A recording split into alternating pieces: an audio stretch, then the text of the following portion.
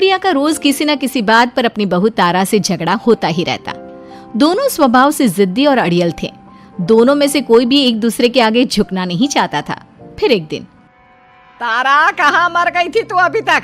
सुबह से शाम हो गई, घर में इतना काम पड़ा है, ये सब छोड़कर कहाँ मौज मस्ती करने गई थी? आपके घर के सारे काम करने का मैंने ठेका नहीं ले रखा। आप भी तो अपने दोस्तों के साथ किटी पार्टी करने जाती हैं, तब तो मैं आपको नहीं टोकती। अरे मैं तेरी सास हूँ, तू मेरी सास नहीं है। सास है तो क्या मुझे चैन की सांस नहीं लेने देंगी आप? बहुत जबान चलने लगी है तेरी आजकल। आने दे मेरे बेटे को घर पर, फिर देख तेरी कैसे क्लास लगवाती हूँ। आपके पास और काम ही क्या है? बाहर पड़ोसियों से मेरी बुराई करना और घर में पति से। हाँ तो अब तेरा काम भी तो ऐसे ही होते हैं ना। तारीफ के लायक कोई भी काम किया है तूने आज तक? बस जुबान चलवा लो, कैंची से भी तेज चलती रहती है। सिर्फ जुबान ही नहीं, हाथ पैर भी चलते हैं, जिनकी वजह से आपको घर में इतनी सफाई देखने को मिलती है, वरना आपको तो अपनी किटी पार्टियों से फुर्सत नहीं मिलती। तो कहना क्या चाहती है? घर का क्या सारा काम तू खुद अकेले करती है? तो और क्या नौकरानी करती है? इसी तरह तारा और सुप्रिया में आए दिन लड़ाई होती। दोनों के दिन की शुरुआत ही एक दूसरे से लड़कर शुरू होती और लड़कर ही खत्म होती, मानो ये अब उनकी दिनचर्या का हिस्सा बन चुकी हो। शाम को तारा का पति वैभव घर आता है। वैभव को देखते ही उसकी माँ सुप्रिया उसके पास आती है और कहती है, बेटा वैभव, अच्छा हुआ जो तू आज जल्दी घर आ गया। देखना तेरी बीवी सुबह से मुझसे लड़ी जा रही है। माँ की बातें सुनकर वैभव तारा को जोर जोर से आवाजें देने लगता है। क्या हुआ जी, इतना चीख क्यों रहे हो? तारा, तुमने आज फिर माँ से लड़ाई की? अरे लड़ाई मैंने नहीं की, शुरुआत पहले इन्होंने की थी। समझा दीजिए अपनी माँ को। मुझे कहीं भी आते जाते टाइम टोके नहीं, वरना मैं अपना सामान बांधकर मायके चली जाऊंगी। इतना कहकर तारा वहां से चली जाती है। ये सब क्या चल रहा है माँ? किसी दिन मैं आप लोगों के चक्कर में जरूर पागल हो जाऊंगा। आप लोग कभी प्यार से क्यों नहीं रहते? अरे वो हमेशा मेरी बातों का उल्टा जवाब देती है बेटा। अब तू ही बता मैं क्या करूं? तो आप उसे ताने मारती ही क्यों है माँ? वाह बेटा वाह, तुझे मेरे ताने दिखते हैं, उसका बात करने का तरीका नहीं दिखता। देखा नहीं वो किस तरह से बात करती है मुझसे। मुझे माफ कीजिए माँ, मुझे आप दोनों के बीच में पड़ना ही नहीं है। आप दोनों ही एक जैसे हो। इतना कहकर वैभव वहां से चला जाता है। वैभव के जाने के बाद सुप्रिया सोच में पड़ जाती है। धीरे धीरे समय बीतने लगता है और एक दिन सुप्रिया को पता चलता है कि उनके गांव में एक महात्मा ठहरे हुए हैं जो वशीकरण करना जानते हैं। तो सुप्रिया भागते हुए उन बाबा का पता ढूंढने निकल पड़ती है। इस बात की खबर जैसे ही तारा को चलती है, वो भी उस बाबा की खोज में निकल पड़ती है। अगले दिन सुबह, आज तारा और सुप्रिया दोनों ही बहुत अच्छे मूड में होती है। ना सुप्रिया तारा को देखकर कोई ताना मारती है, ना तारा अपनी सास से बेवजह उलझती है। दोनों मिल बांटकर रसोई में काम करती हैं। भाई तारा, जरा मुझे वो चाय पत्ती पकड़ाना। ये लीजिए माँ जी, क्या आप मेरे लिए भी चाय बना देंगी? अरे हाँ हाँ, क्यों नहीं। इसी तरह दिन बीतते हैं और दोनों का रिश्ता भी निखरने लगता है।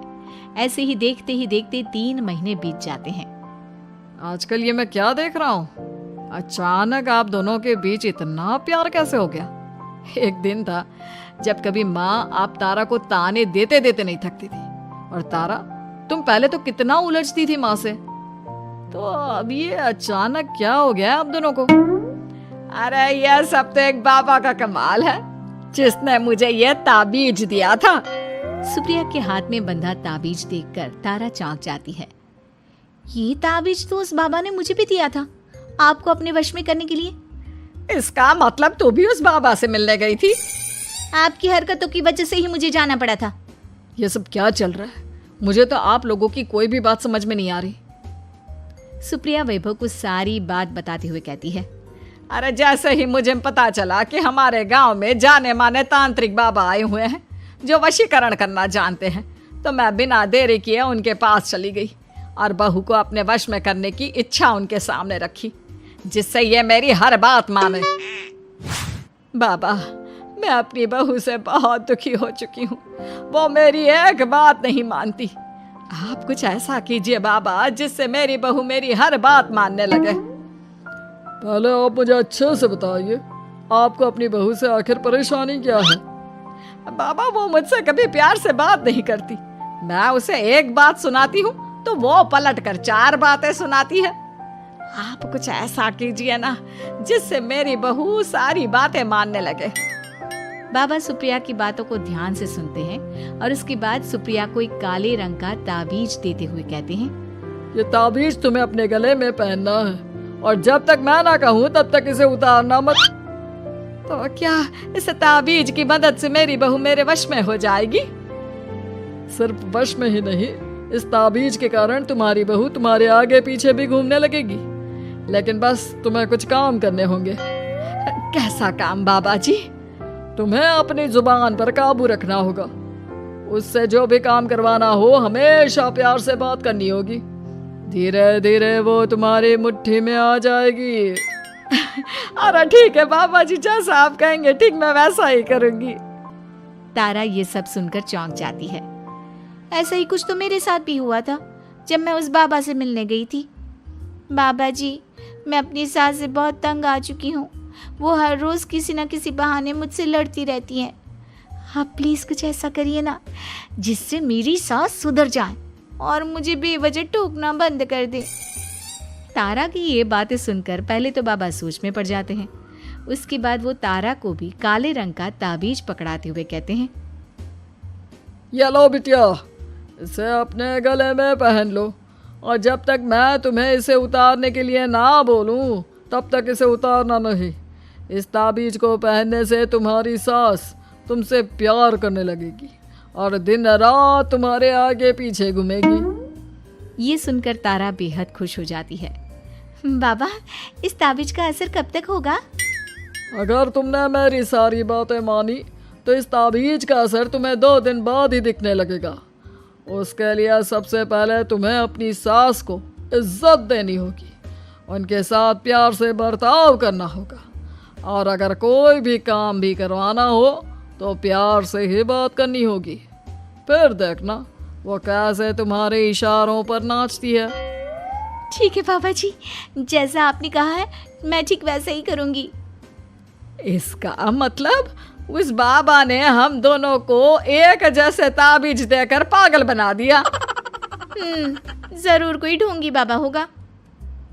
इतने में ही बाबा भी उनके घर पहुंच जाते हैं और मुस्कुराते हुए उनकी ओर आते हैं और उनसे उनके हालचाल पूछते हुए कहते हैं, ताबीज का असर हुआ या नहीं? बाबा जी, आपने हमें एक ही जैसा ताबीज देकर पागल बनाया है। ऐसा कैसे?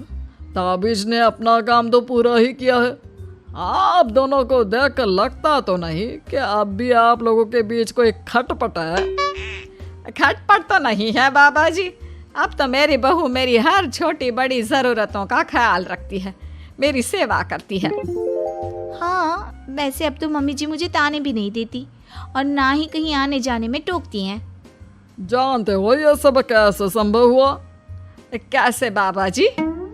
यह सब तुम दोनों के कारण ही संभव हुआ है। मैंने जो ताबीज दिया था वो सिर्फ एक धागा ही था।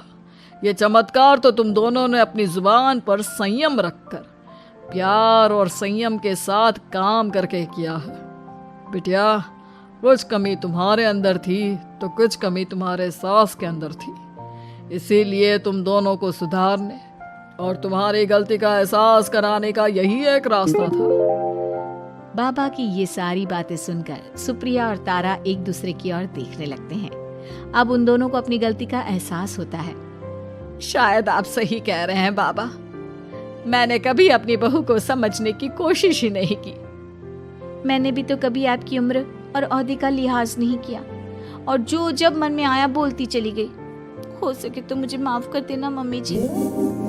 चलो फिर अगर सब ठीक ही हो गया है तो बाबा जी अब आप भी वापस अर्जुन बन जाइए। वैभव की बात पर बाबा अपनी नकली दाढ़ी हटाते हैं तो उसे देखकर सास बहू हैरान रह जाती हैं। अरे अर्जुन भैया, आप? हाँ भाभी, आप दोनों के रोज रोज वाले झगड़ों से परेशान होकर एक दिन मेरे इस दोस्त ने एक प्लान बनाया और मेरी मदद मांगी, तो मैं इनकार कैसे कर सकता था। और देखिए आज उसका नतीजा हम सबके सामने है। सब जोर जोर से हंसने लगते हैं।